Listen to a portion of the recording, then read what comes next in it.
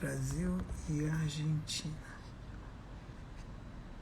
Vambora, povo meu, o povo tá entrando aqui. Estou só escrevendo aqui, senão a Laila, vocês já sabem, né? A Laila briga comigo. Argentina, dois cases da Covid. Cláudia Pires acabou de entrar, está entre nós. Beatriz Brito, estou te ligando daqui a pouco, assim que acabar a live. 2 cases da Covid. Caramba. Foi. Ufa, que inferno. Isso aqui é sempre um inferno. Eu acho sempre muito complicado esse negócio. O pessoal tá chegando. A Aline sempre por aqui, tá por aqui. Hoje a gente vai falar, Laje, sobre Brasil e Argentina. 2 cases distintos aí nesse controle da Covid, né? Porque o jogo tá muito doido. Olha, a Nina Brigita já chegou por aqui. Bruna Capasso também está por aqui. Olha, o povo tá chegando. Lu Muruzaki também. Tô aqui meio cego. Não cortei o cabelo ainda, vocês não reparem, porque não há serviçais, né? Não há o moço do barbeiro, o barbeiro não tá trabalhando. E eu tô mesmo cortando e não tive tempo. Regina Strumpf, grande Didi já chegou por aqui. Vambora, povo meu. Daqui a pouco a Gláucia vai entrar por aqui, a grande Gláucia. Gláucia Pires, antropóloga, aí o Wexer, e mora lá na Argentina, tentou voltar pro Brasil, não conseguiu, decidiu ficar. Ela mora lá e ela vai contar um pouco da experiência dela com a Covid lá no nosso país hermano, a Argentina. Grande Natália também. O povo tá chegando, vamos falar de um troço aqui. Amanhã tem newsletter, só para lembrar, amanhã é segunda-feira. Vocês têm curtido? Escreva para mim, diga o que você acha. Se tiver temas também, porque o fulano adora tema, a gente às vezes não tem tema para falar, mas a gente tem fortalecido um negócio aqui que é super legal na live, que as pessoas sustentam um tema e dizem o que elas querem saber com um olhar diferente e a gente traz aqui para a live. Já teve tema da Victoria Maia, já teve tema do Fernando, já teve tema de um montão de gente. Olha aqui, a Didi Wagner segue desde a Mari Gobi, grande gaúcha. Que legal. O pessoal tá entrando e vou já chamar a Gláucia. Gláucia, você precisa apertar aqui o negocinho assim, ó, aquele lá em cima, que diz, olha aqui, Michel Coforado, eu quero falar contigo. Ou senão você fala um oi que eu dou conta de te adicionar. Mas sem você falar nada eu não consigo te adicionar. Ou senão pede aí. Quando você volta lá no começo, lá em cima tem lá o solicitar. Olá. Vou chamar a grande Gláucia aqui, tô apertando. Vamos embora. Gláucia tá entrando. Será que é Gláucia? Gláucia aí, né? Olá, como estás? Olá, que tal? A internet aí na Argentina não é boa, não ficou? Então, eu não sei, eu só uso Wi-Fi, né? Não saio de casa. Então, a referência do 4G eu não tenho mais tão clara. Eu acho que tá boa, né? Porque tá todo mundo usando Wi-Fi, deve ter liberado um pouco. Alberto não deixa, né? Alberto nos vigia de helicóptero. É É verdade. democracia, é mesmo? Que bom. É verdade. Na primeira semana ele tinha várias fotos dele no helicóptero, assim, dando rolê, olhando pra ver se tinha gente na rua, assim. Putz, que maravilha. Olha, só para a gente adiantar aqui o assunto que a gente vai tratar hoje. Hoje trouxe Gláucia Pires, que vai se apresentar, mas é antropóloga, e o Wexer, mora lá na Argentina, entende tudo do consumidor latino-americano, pelas raízes que tem, mas pelas vivências que tem também. Fez mestrado na Espanha, sabe tudo de tudo, trabalha para várias marcas brasileiras e latino-americanas lá. E Gláucia vivenciou o jogo da Covid de um jeito completamente diferente, porque dentre os países da América Latina, a Argentina é um case de sucesso, né? Fizeram um lockdown pesado desde o começo e o troço funcionou, né? Só tem mais uns 1.000 mortos, né, Glaucio?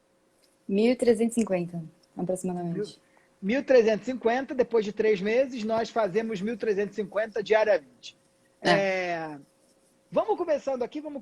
Se você tem pergunta para saber o que os irmãos estão fazendo, o que a Gláucia está sabendo lá da Covid, a visão dela sobre isso, você escreve aqui que a gente faz essa pergunta para a Gláucia. Gláucia, se apresenta aí para o pessoal, o que tu foi fazer na Argentina, como é que tu parou por aí, como é que tu saiu daqui e foi parar aí?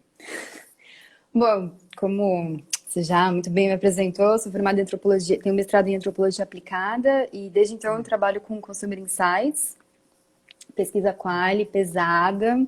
etnografia de consumo e para tentar entender um pouco o que as pessoas, os desejos, dores, necessidades e traduzir desde o olhar do consumidor para cá.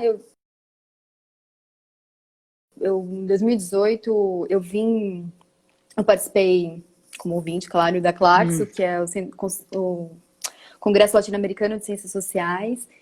E foi bem na época da eleição do Bolsonaro, e tinha toda uma tensão ali política acontecendo. E eu sempre fui, né, latino-americanista, desde criancinha, sempre me interessei muito e sempre tive muita paixão por entender a região.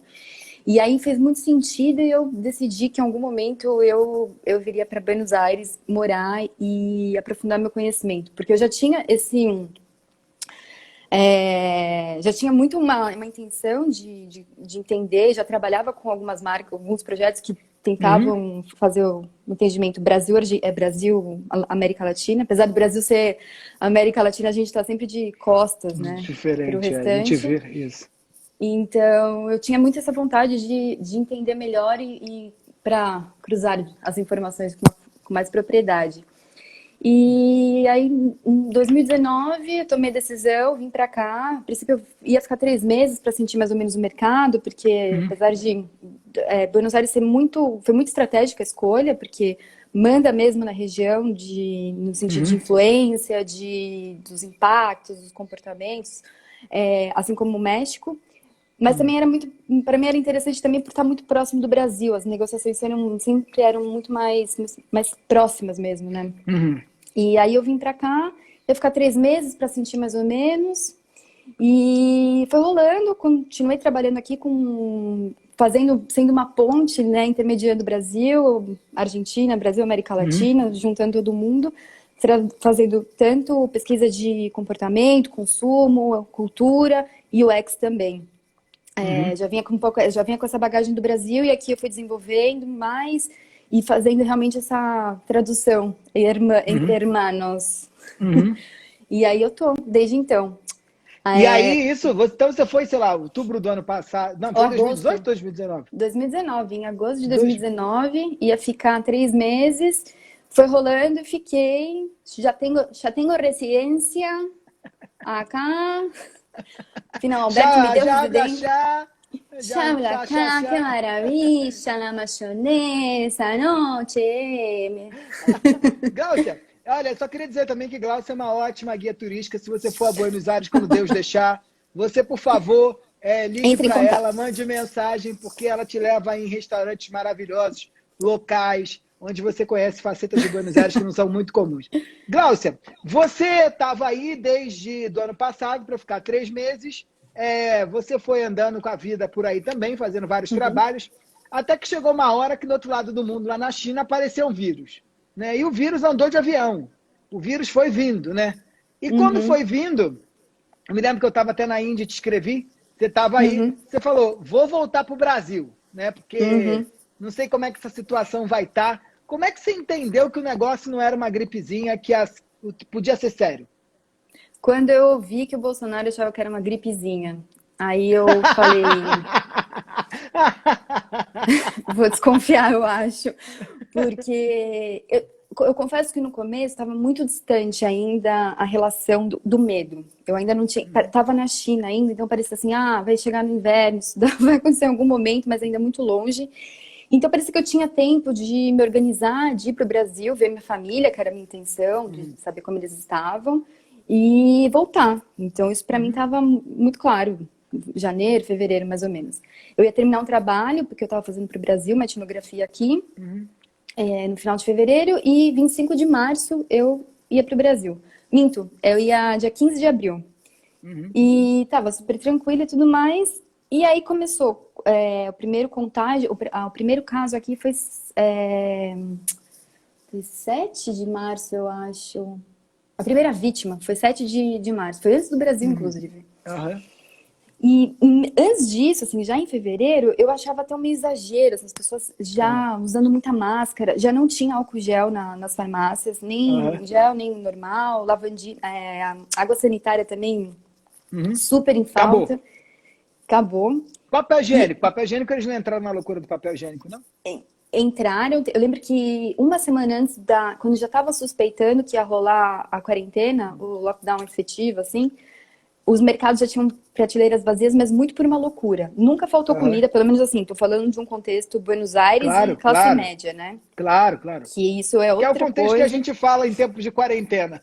Exato, A assim, gente tem tentado trazer outras pessoas aqui para falar de outros contextos, mas o contexto em uhum, geral que a gente fala é esse. exato.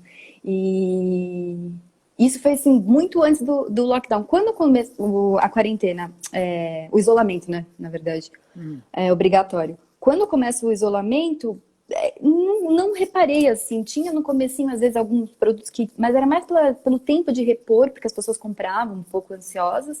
Mas nunca faltou, assim, nunca teve uma crise de não encontrar na prateleira, ou de não ter tanto papel higiênico disponível. Álcool em gel, sim, isso demorou muito para repor, aí tinha restrição, 2 unidades por pessoa. Enfim, tinha alguns controles nesse sentido, porque as pessoas estavam realmente preocupadas. Mas para mim, eu comecei a entender mesmo que a coisa estava vindo e a galope quando a gente começou a conversar, você tentando sair da Índia e Isso. falou, venho do futuro para te falar que antecipe Vai sua dar merda. passagem, vai dar merda.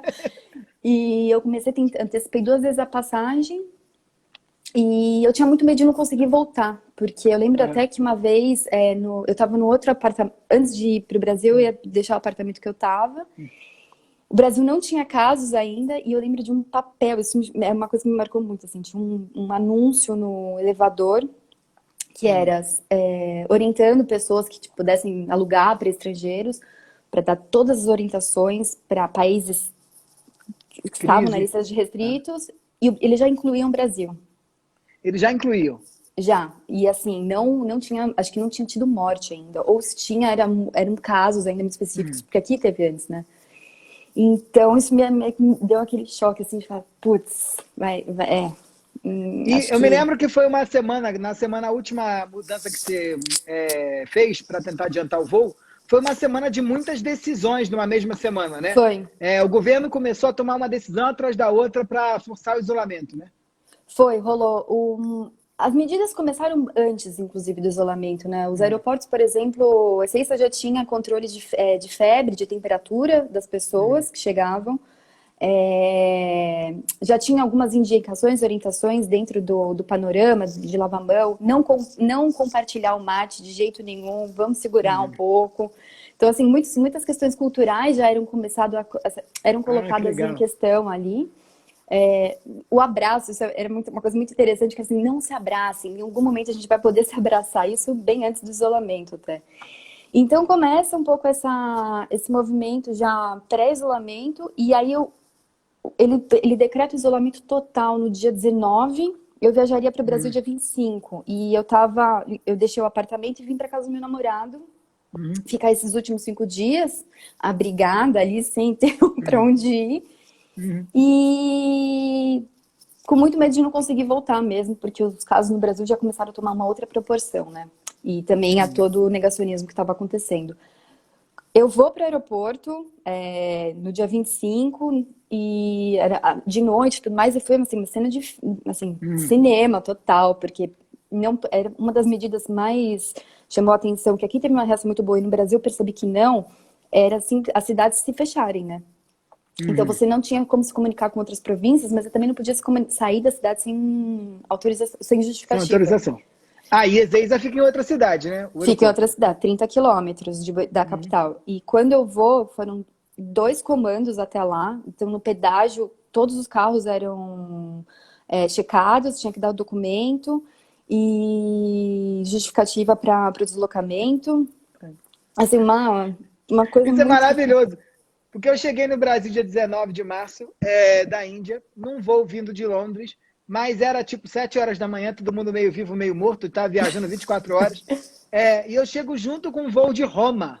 E Uhum. Roma, naquele tempo, as pessoas estavam caindo, na Itália, né? As pessoas estavam caindo com a Covid desesperadamente. E todo mundo como se nada tivesse acontecendo. Não teve teste de temperatura, não teve nada. Então, É. não Não, teve aqui nada. isso O já. aeroporto de Guarulhos lotado, ninguém de máscara. Não, algumas coisas que, às vezes eu tenho a sensação que estando na Argentina, quando eu falo com a galera no Brasil, parece que eu tô vindo do futuro e falar, então, vai acontecer isso ainda, vai precisar acontecer isso, que são coisas um pouco básicas, como medir a temperatura, assim, que não é nada, mas que é super importante nesse momento, nesse contexto, né? E aí eu lembro que eu fui dedicar no aeroporto, a polícia não deixou eu entrar no saguão, não era nem os funcionários, assim, era a polícia, todo controlando, restringindo tudo. E aí os funcionários, a polícia falou, seu voo foi cancelado. Aí eu não tinha táxi para voltar, não tinha Cabify para pedir, não tinha nada. Eu tava 8 horas da noite em E6, assim, falando, não sei como que eu volto para a cidade, para a capital. E voltei e, assim, tô desde Ficou então, presa. fiquei aqui. Tá. E o E isolamento social aí é mais restrito, né? Quais são as regras, Glaucia? Não aqui pode. No, eu, no começo, agora melhorou um pouco, né? Mas no é, começo, qual eram? aqui, basicamente, só serviços essenciais poderiam funcionar. E isso contemplava mercado, farmácia, hospitais e alguns outros tipos de serviços. Aqui rola, como o isolamento é nacional, obrigatório, total, existe uma demanda também de faseamento, né? Isso é bom porque dá perspectiva, de certa forma. Então parece que a gente está andando casinhas, assim. Tem um horizonte ali que pode ser visto em algum momento. Então, hoje, capital está na fase 3 e a gente. Bom, primeiro, só para reforçar assim, você não podia sair de casa, a não ser para mercado e farmácia, na fase 1. E isso tem que ser, sei lá, até 800 metros da sua casa. Você não pode Ah, pegar um carro e tinha ir. uma regulamentação de Tem. distância e também de vezes, né? Você só podia uma vez, não era? De vezes não tanto, assim, mas tinha um Ah, controle muito rígido. No primeiro fim de semana, parece que 3.000 pessoas foram autuadas, assim, por estarem por aí pedindo sua liberdade de ir e vir. E eles ah, brincavam, tem mais boludo que enfermos, não? Porque tinham ah. mais gente, tem mais Tem gente. mais idiotas do que doentes, né? Exatamente. É boludo e pode ser idiota, né? Tipo, otário, Pode, né? pode, pode. Pode ser Ah, também carinhoso, de certa forma. é. E aí, hoje a capital está na fase 3. Existem partes, tem algumas províncias cidades que já estão na fase 5 que não tem mais isolamento, mas o distanciamento. Uhum. E meio que a ideia é chegar lá. A capital, como ela é cidade autônoma, ela tem suas próprias regras, normas e tudo mais, um pouco mais de independência. Ela afrouxou em alguns sentidos. Então, por exemplo, você poderia.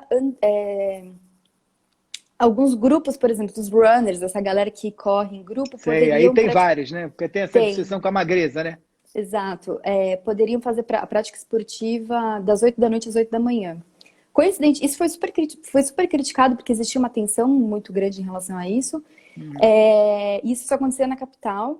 E, coincidentemente, os números aumentaram muito nessa época de contágio. Justamente quando Ah, libera, os contágios, sei lá, se tinha uma média de 500 contágios por dia, foi para 2.000.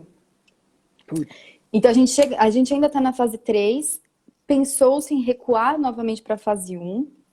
Aham, Só que não. Só algumas medidas foram como não se pode mais aham, correr das 8 da noite às aham. 8 da manhã. E, novamente, agora só comércios essenciais estão abertos. Algumas coisas que ainda se mantém da fase 3 nos fins de semana, os pais podem sair com os filhos por algum momento para tomar um ar livre, assim, sem Que ter a ninguém aguenta essas necessidade. crianças dentro de casa, né? Exato. As aulas estão restritas, não tem perspectiva de volta ainda, isso também foi uma das medidas, né? Tô achando graça porque aqui tá tudo aberto já. Hoje o Não, é Dória outro. liberou 6 horas. Pode 6 horas. Antes eram 4, já pode 6 horas a lojinha não essencial.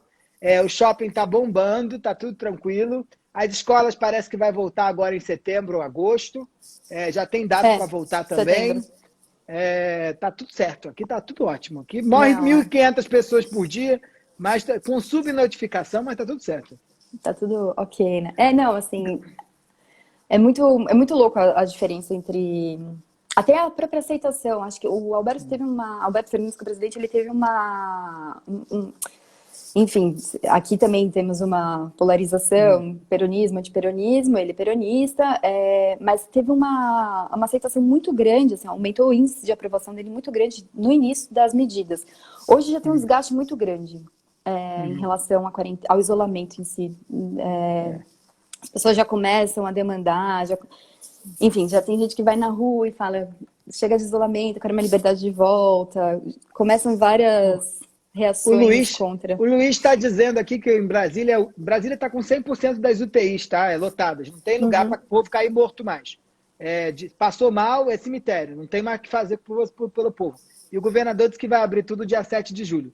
A Valéria perguntou, Gláucia, qual você acha que foi o fator fundamental para a Argentina domar a crise desse jeito diferente? O isolamento. Isso, sem dúvida. Saiu na Time os 11 países que melhor lidaram com a pandemia, e a Time até trata a Argentina como a grande surpresa, né? Porque no meio do nó econômico que o país passa, com dívida gigantesca e profunda, com FMI, inflação, tudo mais, o isolamento foi fundamental para ter esse controle. E um isolamento muito preciso, assim, porque todas as medidas contemplavam todos os ministérios possíveis, tudo, desde mulheres que iam estar dentro de casa com seus agressores, como que lidar com isso, a relação das crianças, idosos, como que poderiam fazer as compras, enfim, sempre teve um programa muito profundo, muito detalhado. Então, acho que isso ajudou a segurar, e também aí aumenta o índice de aprovação, porque começa a ter um resultado a partir dos números, especialmente quando você está olhando para o Brasil, que é um abismo de diferença, né? Glaucia, tem um negócio que é do caralho de pensar, assim, desculpa aí a audiência, porque hoje eu estou falando palavrão. Mas eu falo sempre, mas hoje eu estou um pouco controlado. Tem um negócio que é do caramba a gente pensar, que a Argentina vem num ciclo de crises econômicas sucessivas desde o final dos anos 90, né? O Menem cai e aí você tem ali uma sequência de louca. Nunca se recuperaram, né? Teve respiros nos Kirchner, mas sempre com muito questionamento, que era crescimento com muita inflação. Eu vou muito a Buenos Aires, sei lá, já devo ter ido mais de 30 vezes a Buenos Aires, e posso lembrar da primeira vez, eu tinha, sei lá, 23 anos, 22 anos, a primeira vez que fui a Buenos Aires, eu me lembrava do preço do alfajor. E agora, comparando com hoje, é absurdo, né? Assim, a inflação realmente é um problema do país. Sim. E aí, mesmo um país marcado por uma crise econômica muito forte, né? Vindo de um governo Macri, que não conseguiu dar conta das questões econômicas como planejava, vocês não entram muito aí nessa dúvida entre gripe, como é que é? A vida das pessoas ou a crise, né? Que foi uma questão que o Brasil entrou, né? Que a crise econômica também mata a gente. Você acha, como é que a classe média tradicional portenha, que é bastante conservadora, reagiu no primeiro momento a isso? Eu acho que, a princípio, o medo da pandemia era muito grande. Então, a medida foi muito bem-vinda. É quase como se fosse uma necessidade mesmo da população, assim, da sociedade portenha, pensando mais em Buenos Aires mesmo. As pessoas já com máscara muito antes das medidas serem do isolamento ser proposto e tudo mais, então já tinha realmente um impacto muito grande no cotidiano das pessoas. Então o isolamento acontece e vem com uma coisa muito positiva. Mas existe sim o negacionismo, e eu acho que ele começa a acontecer especialmente nesse desgaste da população. O Alberto já falou que a economia pode se salvar, resolver futuramente, vidas não. E a quarentena vai durar o que tiver que durar. O isolamento é colocado dessa forma. Eu acho que o desgaste já começa a mexer muito com as pessoas que estão... enfim, que não estão tão satisfeitas com o governo. A mídia também tem um papel importante em gerar esses desgastes de imagem. Então, existem panelaços que acontecem, principalmente eu moro num bairro de classe média aqui, e existem panelaços contra o governo por pautas que são muito duvidosas, inclusive, seja por liberação de presos que não têm um nível de violência alto, ou seja por Vicentim, que, enfim, é um conglomerado argentino de soja. Empresa de soja, né? Que foi nacionalizada, né? Exato, que tá no processo de estatização, porque quebrou, foi super beneficiada com o Macri. Então, assim, as pessoas olham, elas entendem até a necessidade da proteção, mas elas já começam também a questionar muito a relação econômica, o fator econômico. A mídia tem um papel muito importante também em trazer essa preocupação. Aqui teve emissão de notas, por exemplo, né?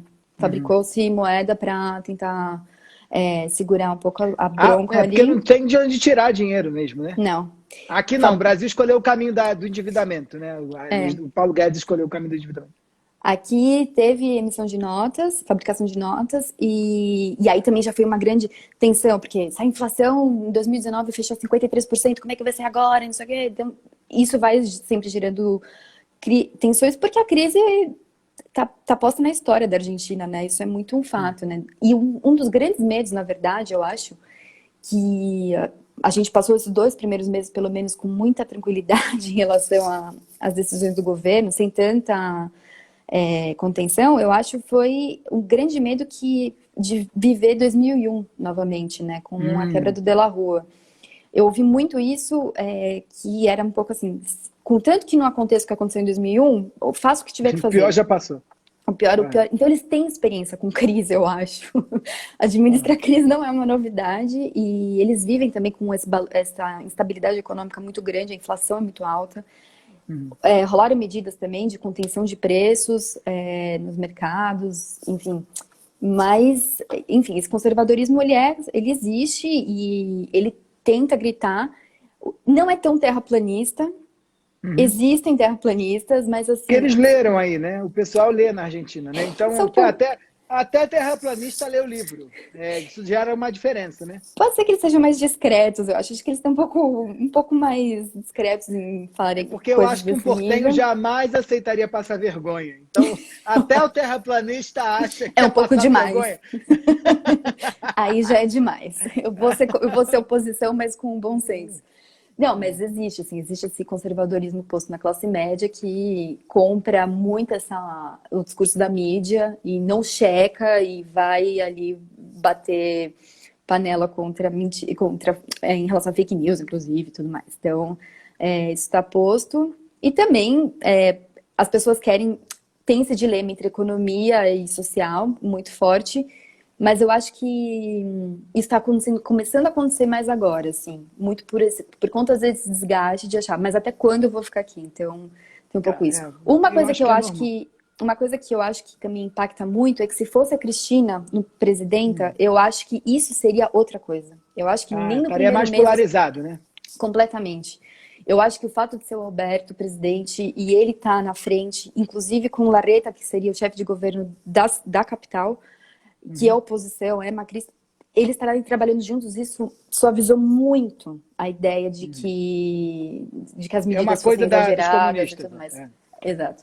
Para acabar com o país.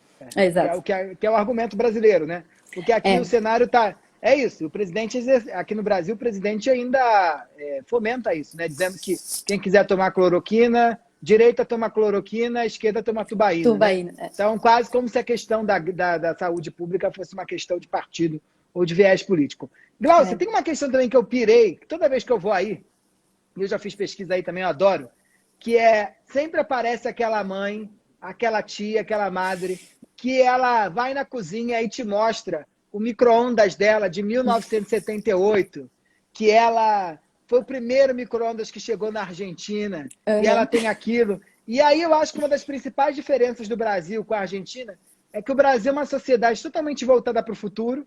Não é à toa que a gente não consegue resolver as nossas questões do passado, né? A escravidão, o racismo, e por aí vai.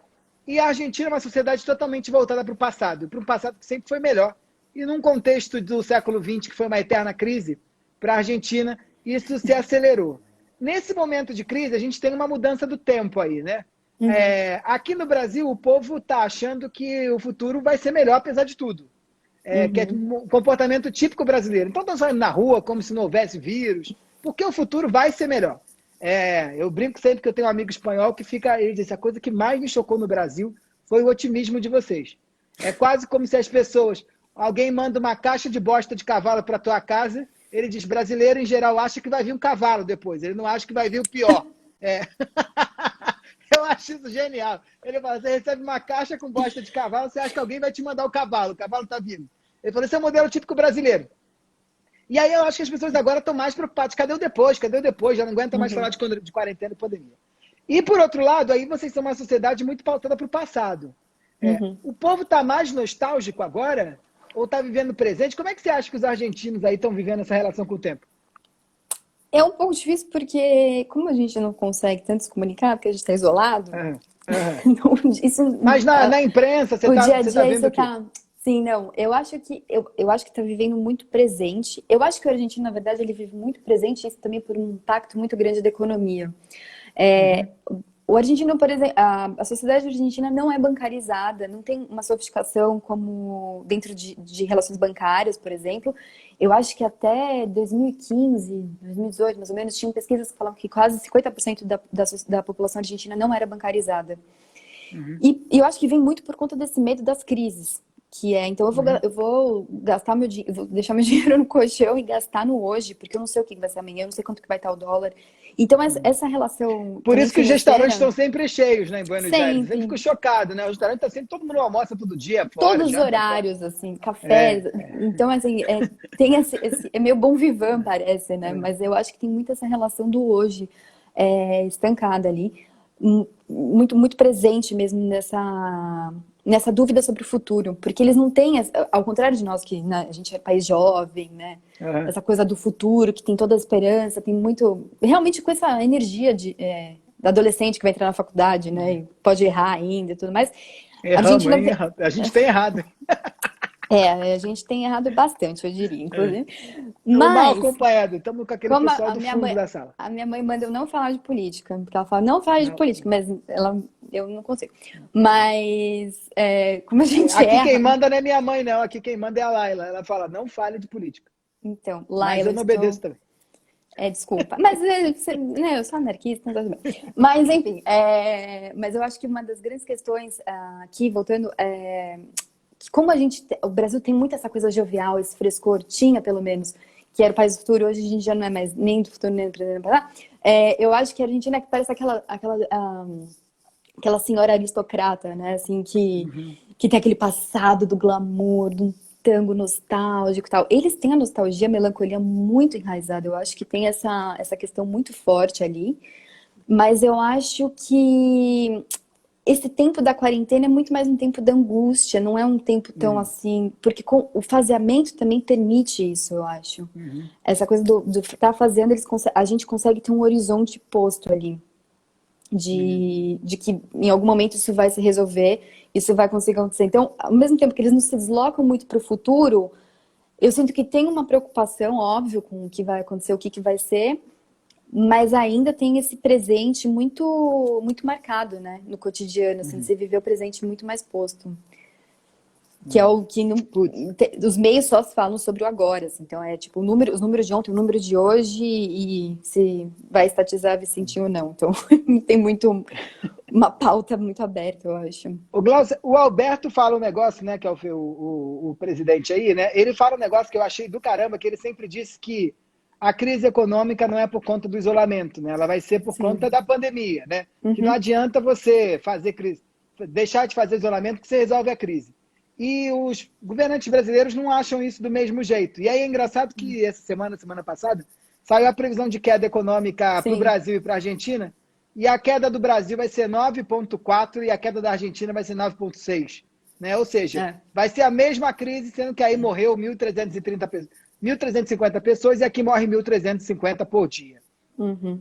Como você acha que os argentinos estão vendo esse futuro pós-crise? Assim?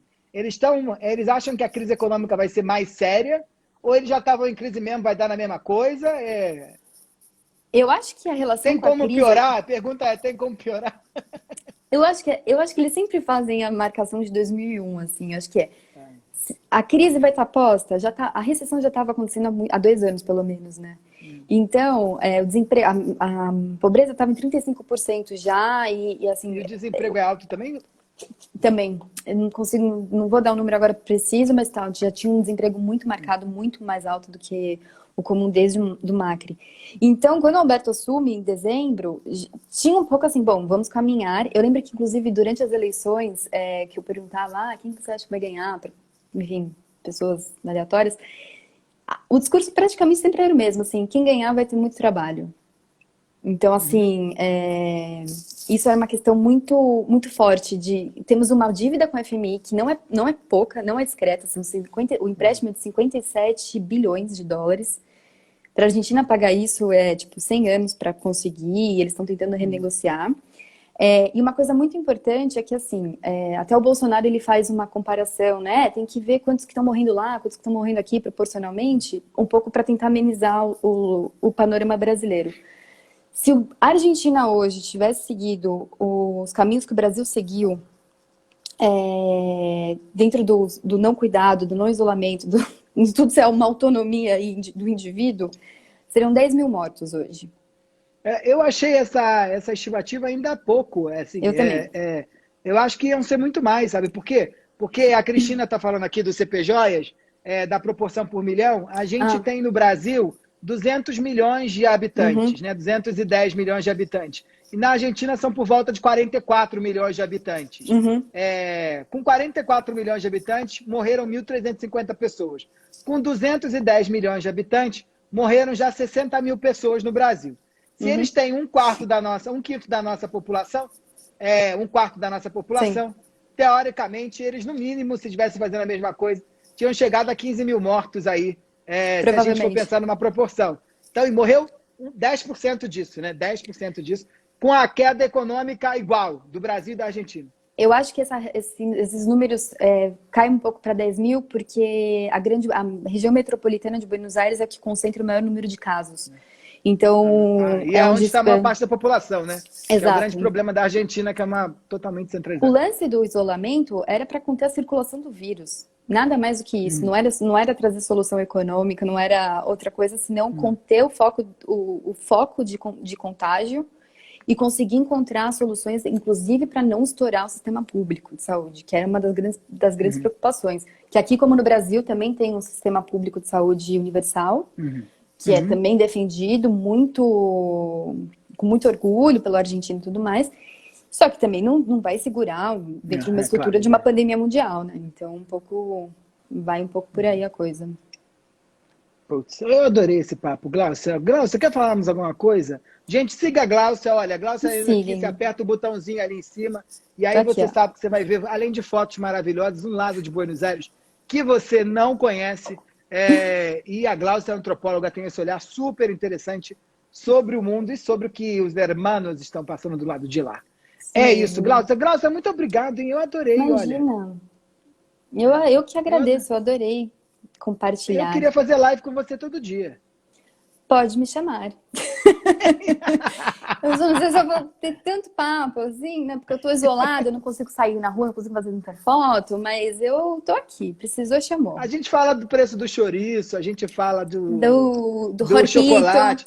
Esse, eu adoro Katia Faz, Katia Faz. Aquele negócio que a Katia faz. Adoro tem um negócio que só tem chocolate shot, aquele bem amarelo que mata, sabe? Eu adoro aquilo, com muito amendoim. Eu chego aí, já chego comendo aquele negócio gordo, né? Aquele bem amarelo, shot. É de 5ª categoria, eu vou no locutório, custa baratíssimo. E eu como adoro shot Baquita, é doidão. 15 pesos, Baquita no Baquita. É ótimo. É isso, gente. Glaucia, obrigado. Estou muito triste, porque o seu Alberto aí só disse que vai poder abrir depois de setembro, né? Assim, as fronteiras ainda não tem muito uma previsão cravada. Voos comerciais estão suspensos até setembro, né? Galera quem entrou, quem saiu não vai sair mais. Então, tá um pouco complicado. E ele, quando abrir, certamente não vai querer brasileiros, né? E aí eu tô muito triste, que vai ser o primeiro ano de muito tempo que eu não vou a Buenos Aires ficar aí. Eu adoro essa cidade, eu morava aí fácil. Se me arrumar um emprego, me arruma um emprego aí, que eu queria doido para ficar aí. Vamos ter uma consultoria aqui? Vamos abrir a Consumoteca aí. Vamos. Vou te mandar um PPT. Manda. Obrigada, beijo, Glaucia. Um beijo grande. Tchau, tchau. Tchau, tchau. Putz, que conversa boa, hein? Olha, você trazendo esse ponto de vista completamente novo aí sobre como é que eles domaram a crise. Eu, igual o JP aqui, o João Iazaki, eu amo Buenos Aires, estou tristíssimo que não estou podendo ir e tenho certeza que todo mundo aqui ficou feliz com esse papo. Gente, só os avisos básicos, se você está querendo trocar ideia ou assistir o que a gente está discutindo sobre esse novo normal, entra na plataforma, o novonormal.online, e também se inscreve na newsletter. Todo mundo amou a Glaucia, Paula Regina amou a Glaucia, Fê Siqueira amou a Glaucia, a Elisa Stock também amou a Glaucia, a Luana Mota, a gente deixa gravado sim, só fica um tempinho fora porque o povo coloca a capa. Mas ele está lá no YouTube, sempre gravado. Então, o YouTube é Michel Alcoforado. É só isso. A conversa foi boa, hein, Luana? A conversa foi boa, vale a pena. Grande Pri da Orgânica está por aqui também. Priscila da Orgânica, que é sócia da Orgânica. Uma aceleradora de startups. O papo com ela também essa semana foi muito legal. Entra lá no Instagram da Orgânica, que você pode acompanhar o papo que eu tive lá com ela. Luiz, beijo para você. Luiz está sempre por aqui. Vitória também. Um beijo grande e até semana que vem. Tchau, tchau, gente.